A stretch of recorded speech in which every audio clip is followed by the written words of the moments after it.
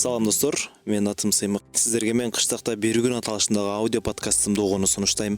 Бул долбоор аркылуу сиздер Кыргызстандын түрдүү аймактарындагы кызыктуу айылдар, ал жердин диалектикалык өзгөчөлүктөрү менен тааныша аласыздар. Эң өзгөчөлүгү мен ар бир барган айылда бир кыз менен таанышам. Анан ошол бийкеч мага айылды тааныштырууда жардам берет. Биздин подкаст сиздер үчүн ыңгайлуу жана кызыктуу болушуна ишенем. Анткени биз диалектикалык сөздөрдү толугу менен түшүндүрүп беребиз. Маалымат иретинде айтайын, биздин бул долбоорду сиз өзүңүзгө ыңгайлуу болгон бардык форматта көрүп окуй аласыз. Ал үчүн биз ТВ жана сайттагы версиясын дагы даярдаганбыз. Аларды сиз биздин ТВ YouTube каналынан жана ынтымак чекит KG сайтынан кыштакта бир күн деп издесеңиз табасыз.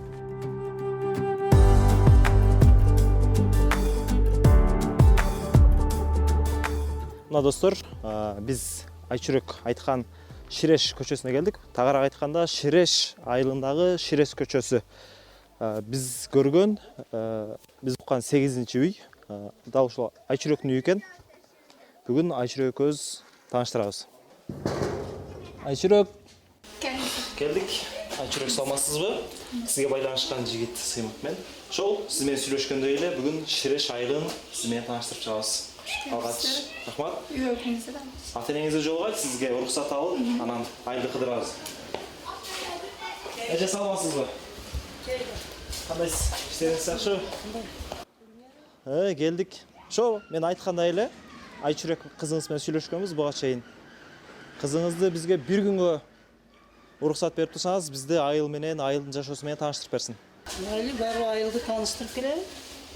Биринчи шалга түшөлү, шалларды көрүп, шаллар менен шалын тааныштырып беребиз. Ушул шал талаасы. Ар жакта көрүнүп турган дарыя кайсы дарыя? Аябай чоң. Бул Сок дарыясы дешет, бирок илгери бизде Ак дарыя деп коюшкан экен. Мурда Ак дарыя, азыр Сок дарыясы. Ошондо күрмөктөн башка чөп чыкпайт да туурабы? Же Күрмөктөн башка чөп чыгат. ашып атканда чыгып калган кара нерселер ошолор күрмөк. Демек күрмөк деген чөптүн уругу. Кайсы сорттун көп эгет бул жакта, Баткенде? Жайдар, Бузрост, Лазер дегени бар. Кайсыл жактарга экспорт болот бул негизи? Айылдын негизи кирешеси ушул нерсеби? Күрүч. Айылдын негизги кирешеси күрүчтөн башка мака болот, картошка болот. Ошо. Неге күрүч талаасы эмес, шалы талаасы деп аталат экен да бул жакта? Бизде илгертен шалы деп калган да, ошо. Шал талаасы. Күрүчтүн экинчи талаасы шалбы же Күрүч биринчи шалы болот, анан күрүч болот. Демек түбү шалы? Бул азыр шалы, анан буну актап. Актап? Актап деген бул күрүчтү тышына ажыратып күрүчүн чыгарган актаган болот. Ошондо күрүч болот. Бул азыр ушун жайдары күрүчпү же ак күрүч? Баткенде ак күрүч популярдуу. Баткенде ак күрүч болот. Ак күрүч болот, Кызыл күрүч болбойт. Кызыл күрүч болбойт. Тиягын өтөйтпү? Негизи айылда ушундай кумдуу окшойт эмне? Бардык эле жер ушундай экен да? Бопбоз. Кумдуу. Силер майыз дейсиңер буну? Майыз кумдуу. Майыз кум. Мына жерине кыска болуп калганда башка жактар узун, мына жер кыска. Дүмүлүн. Көп суу деген болот. Көп суу болсо? Өспөй калат. Өспөй калат. Эми көп сөйлөп калган экен. Көп сөйлөп калган. Кою. Охо. Мака өзөйдү. Ода. Дүмүлүп биширип бересиң бизге? Чыкса гана мен топтой берем. Каттасын. Сүт.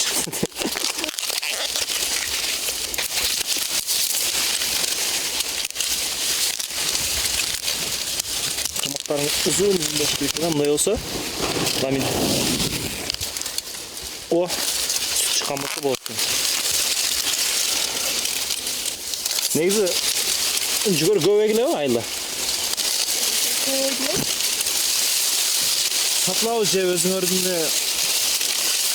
керектүү нерсеңер? Сатылат. Аясына өзүбүз өстүрөбүз. Сыйырларга беребиз. Сыйырларга беребиз? Асын, каясын? Каясын. Буну кандай процесси? Экенден ушу мезгилге чейинки процесс?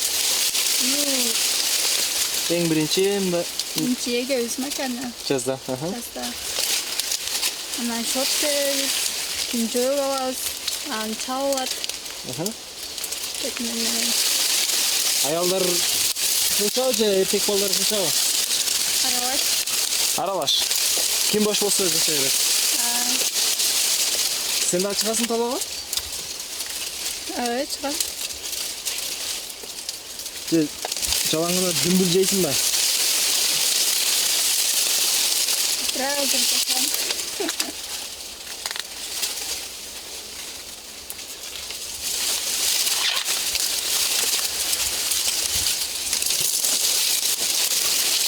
Жаштар немен алып қошат? Жаштар окушат, мектепке барат. Жайындасы, каникулда. Каникулда таладагы иштер менен болот. Кечке талаада. Эс алгандан не кышат? Эс алганда үйдө Үйдө эле. Башка жак бар ба? Бассейн, клуб. эле бар бизде, суу башы деген. Ал суу башы жайлоосуна барасыңарбы? Көл бар, Төрткүл. Төрткүлгө барабыз. Көлгө. Көл? Касында та? Төрткүл Баткенде. Төрткүлгө барасыздар.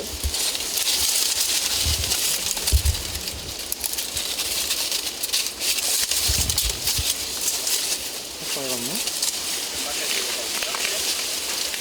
Макан бүт кичинелерин алабыз. Мен кичинелерди алып алыпмынбы? Кичинесин алабыз. Кичинеси жаш болсо керек? Биздин ичинде жок. Биз арлап баратканда чөппү же арасында жөөктөрдү көрөт аны. Картошка. Чөп басып кетти ушундай. Неге үстүндө Картошка пышкан. чыккан? Кургап калыш үчүн чөптөрүн урган эмеспиз. Чөбү да пайда. Чөбү картошка Картошка даяр болгон. Чөбүн оруп, картошканысын каза алыш эле калган. Демек салкын болуп туруш үчүн чөбүнө тийишкен нерсе да. Бирок чөбүнө оруп аласыңар кийин. Чөбүн да оруп алабыз, чөбүндү сыйырларга беребиз. Сыйырларга беребиз.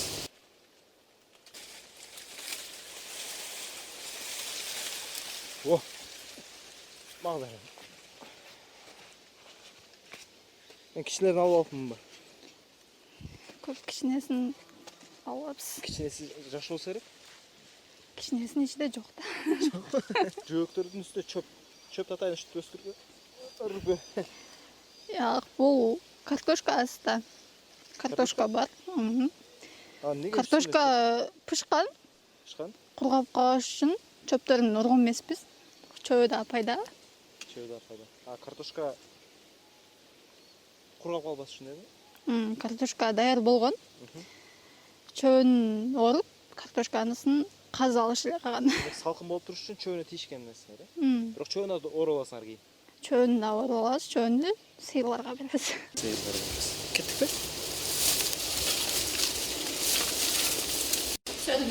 Сериден. Кашыл жерде иштейинби? Ник кетишти. Бир аралап чыккандан кийин бирок мен жалаң саамга болгон окшойм. Пишип кеткендерин алган экенбиз. Бирок ар бирибизден басып көргөм. Жаңы дүмбүл боло баштаганда кичинекесизде ойнойт элек. Кандай? Дүмбүлдү куклап ойнойт. Куклап? Чаштарыбы?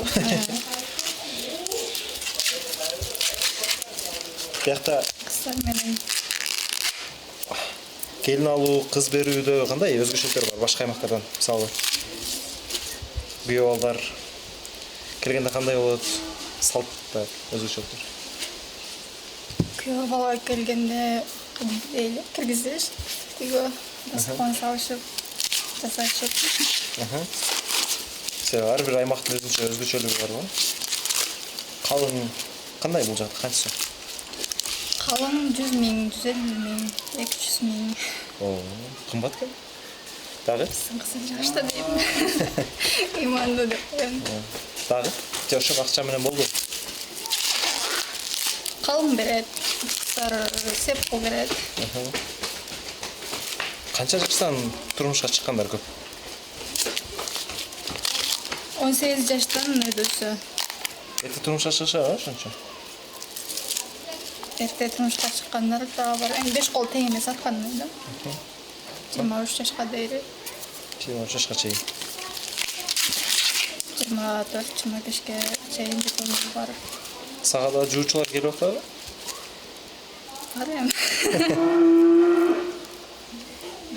Айыл эли негизи кирешесиңби, айыл эли негизги кирешеси? Негизги кирешеси картошка менен мака. Эң негизгisi ушулар. Эң негизгиси ошол. Катып калган шойда? Пишере бирок? Süt çıkıp oytadı. Özüm jeymi.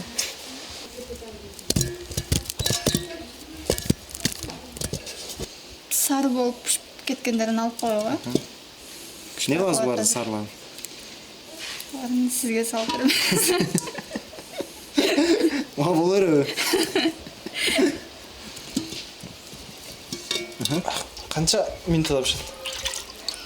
1 сааттан өтүп, Çay kaynatış gerek mi? секен кайнатыш керек. Baga hazır hem buluşkanга чейин убакыт кетирбей. Айылдын тарыхын айтып бере турган бир аксакал болсо, бар кесек жакшы болот.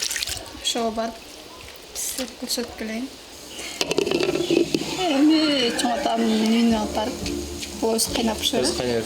Жақын mı? Жақсы ба, саламат ба? Денсаулықта келгіле бұлдармы? Біз кел мына келді. Кел отырдылар. Кел отырдылар. Қана, омен Айылыңыздардын аты кызык экен, Ширеш депчи.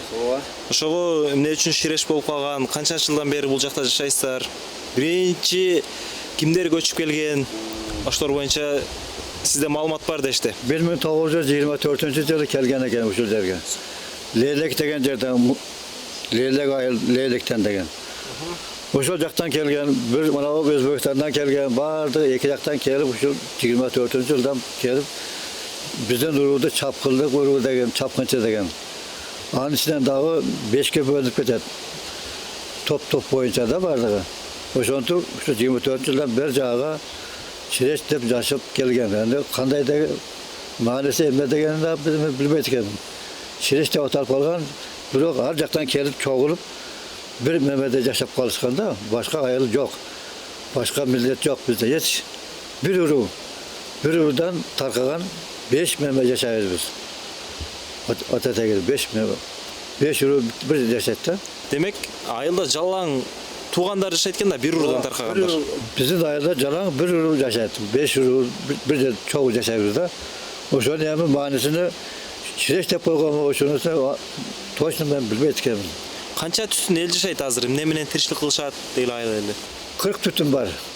40 түтүндөн таркаган 492 жан бар да. Ушул эми үлүскө бөлүп берген ар ким өзүнүн билгенинде жашап жатат да эми. Эмне кантип жашаса жашап атат. Бирок бизге негизи эл көп болуп, жер аз болгон үлүстү бөлгөндө жер аз тийген да. Ошон үчүн мына биздин жаштар бардыгы бири Москвага ал жактарга кетип калган.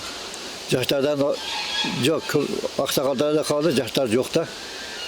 Бул жерде мисалы сиз уулуңузду үйлөдүк дейли жаңы.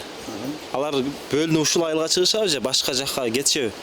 4 уулумду үйлөдүм. 3-өө 3 жакта, 2-өө мына Агылташ деген жерде. Бирөө Баткенде жашайт. Бир кызым да ошо Баткенде, 4-өө ушул. Менен таркат, бирөө менин колумда. 4-үнчүсү. Жер жокпу, жетишпейби? Жер аз да, жана айттым го. Жер аз. Адамдын калтын саны көп болгондогу жер аз болгон бизде. Салт саналар боюнча кандай өзгөчөлүктөр бар? Кадимкиде салт бирдей эле, эч биринде өзгөргөн жок. Элге ата-теги калып жашап келгенбиз, ошол салттан чыкканыбыз жокпуз.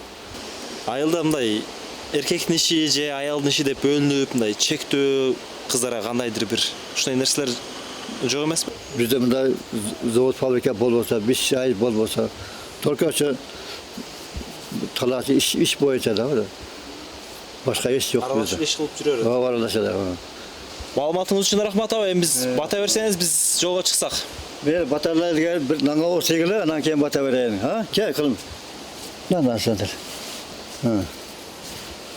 Sındırıp kapısı. Sındır evet. Ha.